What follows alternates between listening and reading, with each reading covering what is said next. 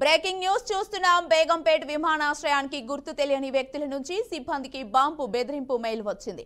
అగంతకుడు airport లో bomb ఉందంటూ mail చేశాడు. దీంతో అప్రమత్తమైన ఎయిర్పోర్ట్ అధికారులు భద్రతా సిబ్బందికి సమాచారం అందజేశారు. దీంతో Telangana special protection force CISF బలగాలు రంగంలోకి దిగాయి. ముందుగా ఎయిర్పోర్ట్ లో ఉన్న ఉద్యోగులు సిబ్బందిని బయటకు పంపించారు. ఎయిర్పోర్ట్ లోపల పరిసర ప్రాంతాల్లో sniffer dogs, bomb dissection squad తో క్షుణ్ణంగా తనిఖీలు చేపడుతున్నారు. బేగంపేట్ ఎయిర్పోర్ట్ సిబ్బంది ఫిర్యాదు మేరకు సైబర్ క్రైమ్ పోలీసులు కేసు నమోదు చేసుకున్నారు. మెయిల్ పంపింది ఎవరు, ఎక్కడి నుంచి వచ్చింది అనే విషయాలపై ఆరా తీస్తున్నారు.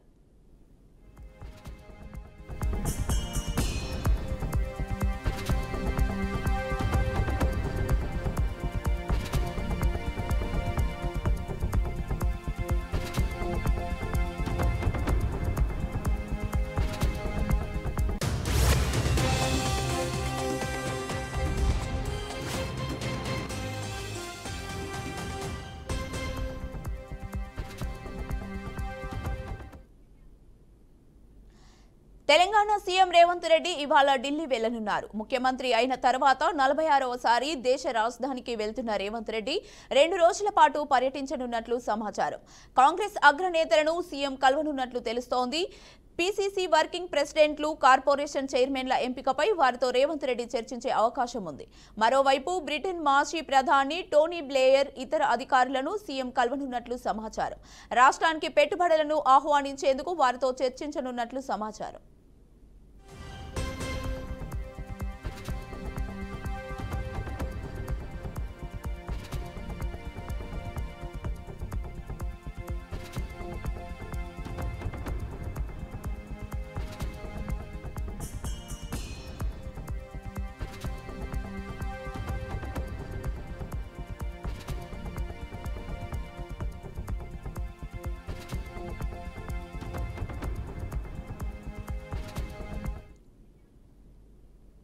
విద్యుత్ సిబ్బంది పడిన శ్రమను తాను కల్లారా చూశానని డిప్యూటీ సీఎం మల్లుబట్టి విక్రమార్క అన్నారు. ఇవాళ ఖమ్మంలో ఆయన ఎలక్ట్రికల్ అంబులెన్స్ల ప్రారంభోత్సవ కార్యక్రమంలో మంత్రి పొన్నం ప్రభాకర్ తో కలిసి పాల్గొన్నారు. ఖమ్మం జిల్లాలో వరదలు వచ్చిన సమయంలో ధైర్య సాహసాలతో విద్యుత్ సిబ్బంది ప్రాణాలకు తెగించి అప్పటికప్పుడు స్తంభాలు ఎక్కి విద్యుత్ సరఫరాను పునరుద్ధరించారని బట్టి గుర్తు చేశారు. అప్పుడే వారి శ్రమను తాను కల్లారా చూశానని చెప్పారు. విద్యుత్ సిబ్బంది సమస్యల పరిష్కారానికి నిత్యం శ్రమిస్తూనే ఉంటానని అన్నారు. విధి నిర్వహణలో ప్రాణాలు కోల్పోయిన సిబ్బందికి ఒక్కొక్కరికి ₹1 కోటి బీమా చేయించామని తెలిపారు. 2024 మార్చిలో 17,162 అంటే 2,000 పైబడి వాడితే కూడా ఎక్కడ కరెంట్ కట్ కాలేదు. ఇంటరప్షన్స్ లేకుండా నిరంతరం మనం కరెంట్ ఇవ్వగలిగాం. ఇది కాంగ్రెస్ పార్టీ ఉంటే ఎటువంటి ఇబ్బంది లేకుండా సరఫరా చేయగలదు అని చేసి చూపించింది. చూపించిన దాన్ని ఉదాహరణగా లెక్కలతో సహా నేను మీకు చెప్తా ఉన్నాను. ఇది ఈ మార్చితో అయింది. భవిష్యత్తులో కూడా ఇంకా పెద్ద ఎత్తున పెరుగుతుందని చెప్పి 2025-26 కల్లా 18,825 మెగావాట్ల అవసరం ఉంటుందని, 2029-30 కల్లా 26,299 మెగావాట్ల విద్యుత్ అవసరం ఉంటుందని, 2034-35 కల్లా 33,773 మెగావాట్ల విద్యుత్ అవసరం ఉంటుందనేది కేంద్ర ప్రభుత్వ ఏజెన్సీ ఒక సర్వే చేసి మనకి రాష్ట్రాలకు పంపించింది. సో ఇంత పెద్ద ఎత్తున పెరిగేటువంటి విద్యుత్ అవసరాలు ఇప్పుడు 17,000 ఉంటే 2034-35 కల్లా 33,773 పెరిగే పరిస్థితి ఉన్నప్పుడు విద్యుత్ శక్తిని మనం పెద్ద ఎత్తున దీనికంటే డబల్ పెంచుకోవాల్సినటువంటి అవసరం ఉందనేది చాలా స్పష్టంగా కనిపిస్తాం. ఈ రాష్ట్రంలో కరెంటుకి ఎటువంటి ఇబ్బంది లేనటువంటి పరిస్థితులు అందించడమే మన ముందున్నటువంటి ప్రధానమైన కర్తవ్యం. ఎందుకంటే ఇక్కడ వాడకం పెరుగుతుంది. ఉదాహరణకి రైతులకు సంబంధించి అగ్రికల్చర్ పంప్ సెట్స్ 29 లక్షల పంప్ సెట్స్ వాడుతూ ఉన్నారు. కరెంటు శాఖ ఉచితంగా రైతులకు ఇవ్వట్లే. రైతులు కట్టాల్సిన డబ్బుల్ని, కరెంటు శాఖ కట్టాల్సిన డబ్బుల్ని రాష్ట్ర ప్రభుత్వ ఆర్థిక శాఖ ఏపీలో సంచలనం సృష్టించిన మద్యం కుంభకోణం కేసులో ఆరోపణలు ఎదుర్కొంటున్న మాజీ ఎమ్మెల్యే చెవిరెడ్డి భాస్కర్ రెడ్డిని సిట్ అధికారులు అరెస్టు చేశారు. బెంగళూరు నుంచి శ్రీలంకకు వెళ్లేందుకు ప్రయత్నిస్తుండగా విమానాశ్రయంలో ఇమిగ్రేషన్ అధికారులు అదుపులోకి తీసుకొని సిట్ అధికారులకు సమాచారం అందించారు. దీంతో బెంగళూరులో అదుపులోకి తీసుకొని విజయవాడకు తరలించారు. ఈ క్రమంలో చెవిరెడ్డి భాస్కర్ రెడ్డి పార్టీ కార్యకర్తలు, నాయకులు ఒక వాయిస్ మెసేజ్ ను పంపించారు. రాష్ట్రంలో జరుగుతున్న పరిణామాలు అందరికీ తెలుసునని, వైసీపీ అధినేత వెంట నడిచే వారిపై కూటమి ప్రభుత్వం తప్పుడు కేసులు పెట్టి ఇబ్బందులకు గురి చేస్తుందని ఆరోపించారు. ఎన్ని కేసులు పెట్టినా తట్టుకొని నిలబడతానని, అందరి ఆశీస్సులు తమకు ఉన్నాయని చెప్పారు. పరిణామాలంతా కూడా మీకు తెలుసు. తప్పుడు కేసులతో ఇబ్బంది పెట్టాలని ప్రయత్నం, తప్పుడు కేసులతో జగనన్న వెనకాల ఎవరైతే గట్టిగా ఉంటారో వీళ్ళందరినీ జైలుకు పంపాలని చెప్పి తప్పున తాపత్రయం. సరే, జగనన్న సైనికులు ఉన్నప్పుడు అన్నిటికీ సిద్ధపడి ఉంటారన్న విషయం మనకందరూ కూడా తెలుసు.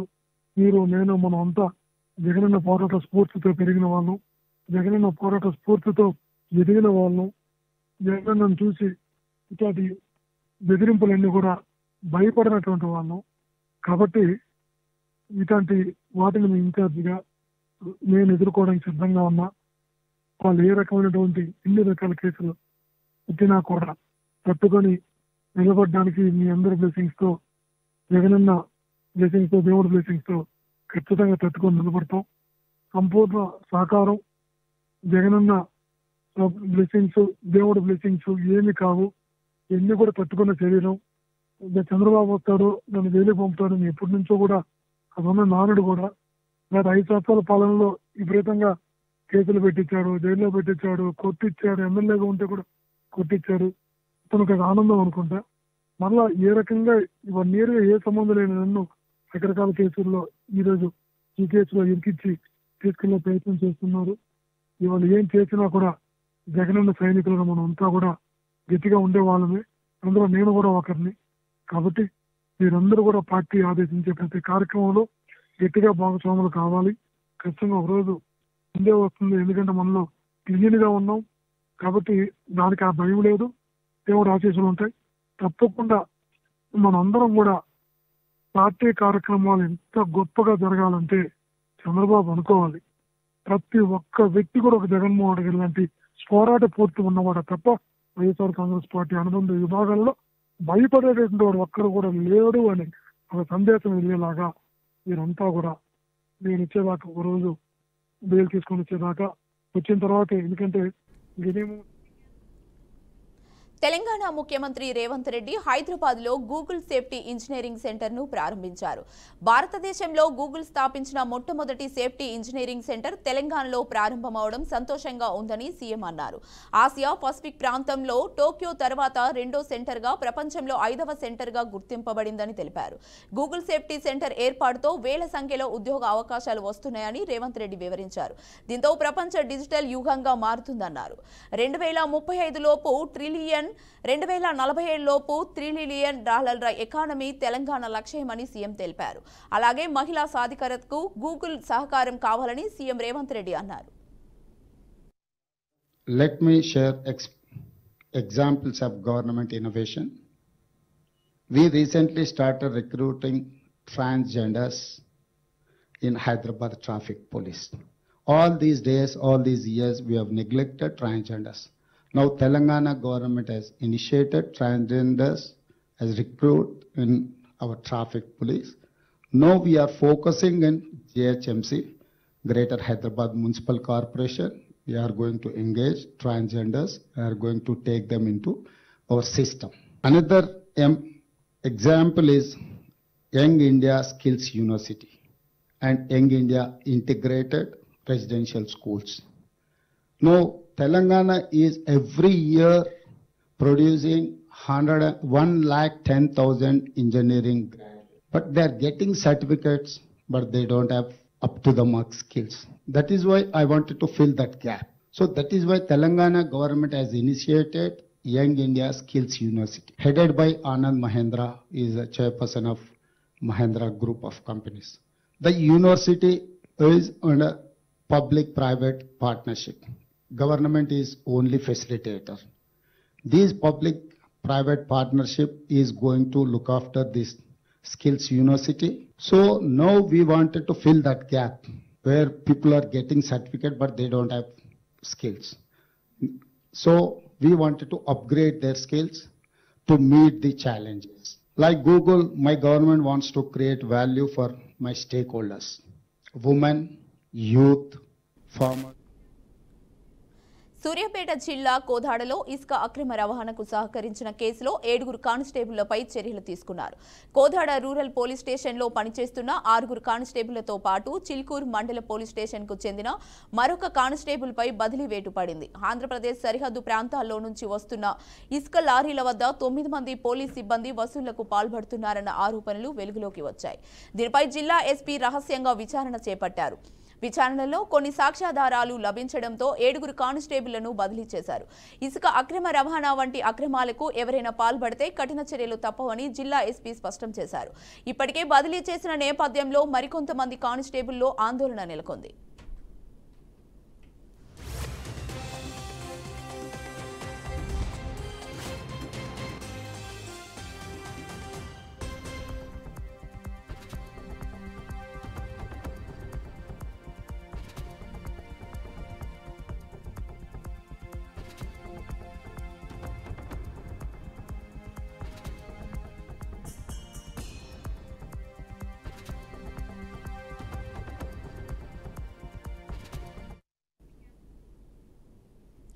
జోగులాంబ గద్వాల్ జిల్లా అలంపూర్లో మరోసారి రైతుల చేతికి బేడీలు వేయడం తీవ్రమైన చర్చకు దారితీసింది. పెద్ద ధన్వాడ వద్ద ఏర్పాటు చేయనున్న ఇథనాల్ ఫ్యాక్టరీకి వ్యతిరేకంగా శాంతియుతంగా ఆందోళన చేసిన రైతులను పోలీసులు అరెస్టు చేసి వారిని సంఖ్యలతో కోర్టుకి తీసుకురావడం తీవ్ర కలకలం రేపింది. ఈ రోజు రిమాండ్ ముగియడంతో అలంపూర్ కోర్టులో హాజరుపరిచిన సమయంలో రైతుల చేతులకు బేడీలు వేసిన తీరుపై రైతు సంఘాలు, ప్రజా సంఘాలు మండిపడుతున్నాయి. శాంతియుతంగా తమ హక్కుల కోసం పోరాడిన రైతులను ఇలా అవమానిస్తారా అంటూ ప్రభుత్వ తీరుపై విమర్శలు చేశారు. ఇథనాల్ కంపెనీ ఏర్పాటుతో భూములు కోల్పోతున్నామన్న ఆందోళనతో రైతులు గత కొద్ది రోజులుగా నిరసనలు తెలుపుతున్నారు. కానీ రైతుల మౌలిక హక్కులను కాలరాసేలా వ్యవహరించిన పోలీస్ చర్యలపై తీవ్ర విమర్శలు వస్తున్నాయి. ప్రభుత్వం తక్షణమే వివరణ ఇవ్వాలని, బాధితులపై చర్యలు తీసుకోవాలని రైతు సంఘాలు డిమాండ్ చేశారు.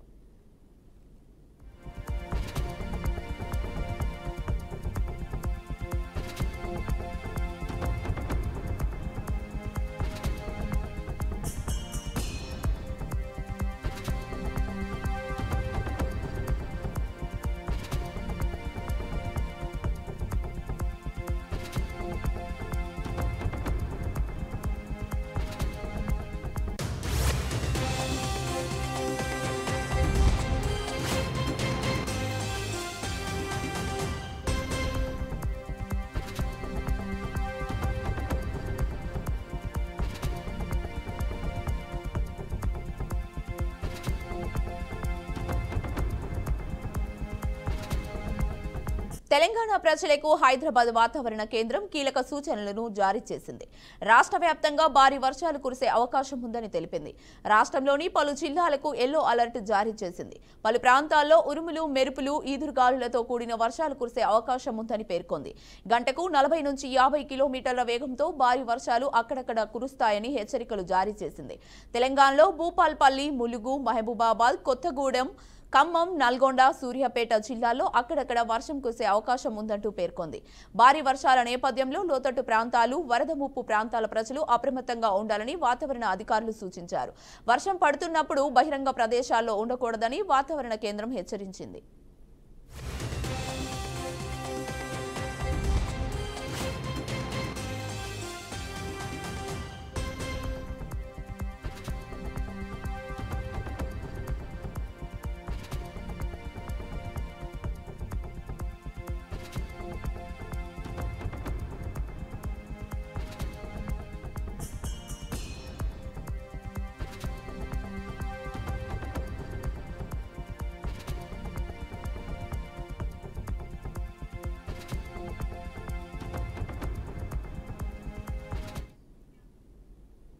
ఇజ్రాయిల్ ఇరాన్ యుద్ధం ఎలాంటి పరిస్థితులకు దారి తీస్తుందో అని ప్రపంచం భయపడుతోంది.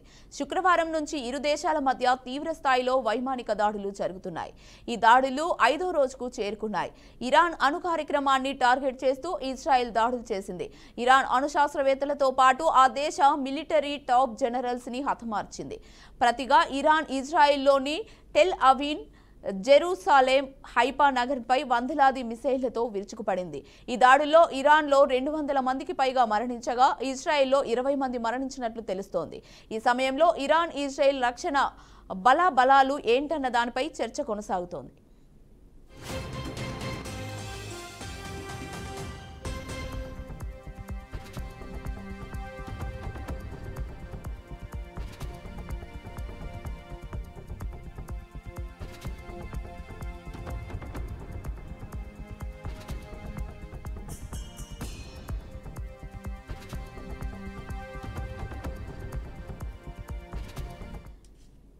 ప్రస్తుతం ప్రపంచవ్యాప్తంగా ఇరాన్ ఇజ్రాయెల్ మధ్య యుద్ధం రాబోతుందా అనే చర్చ నడుస్తోంది.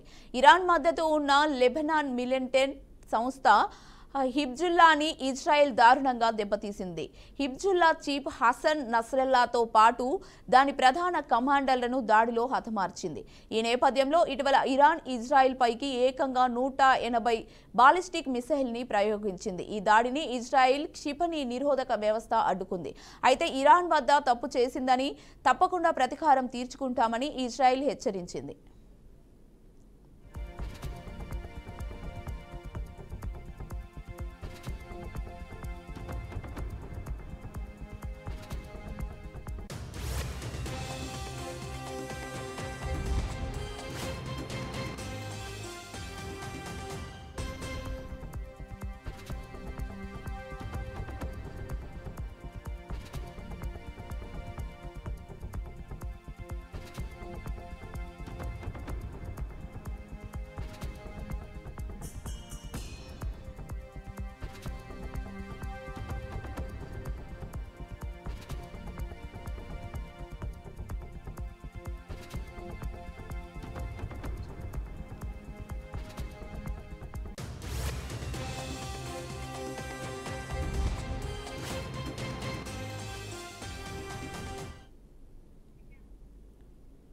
మాజీ ముఖ్యమంత్రి జగన్మోహన్ రెడ్డి పల్నాడు జిల్లా రెంటపాలెంలో పర్యటిస్తున్నారు. లైవ్ ద్వారా చూద్దాం.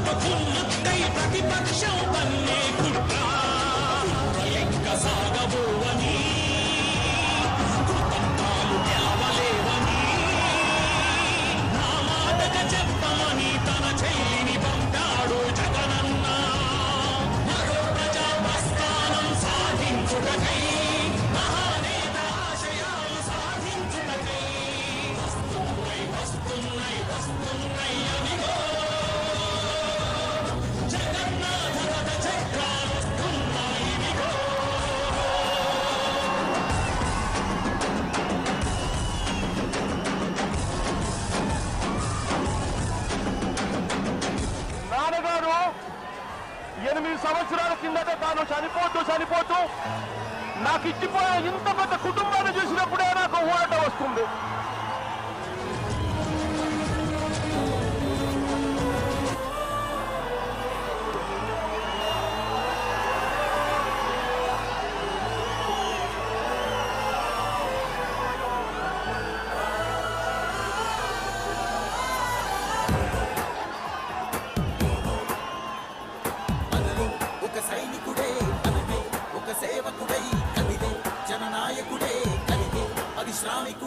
అడుగున పడి అణగారిన నేలకు ఆశాదీపకుడై అమరుడైన మహానేత యతన ఆశయ సాధకుడై అడుగున పడి అణగారిన నేలకు ఆశాదీపకుడై అమరుడైన మహానేత యతన ఆశయ సాధకుడై వస్తున్నాడదిగో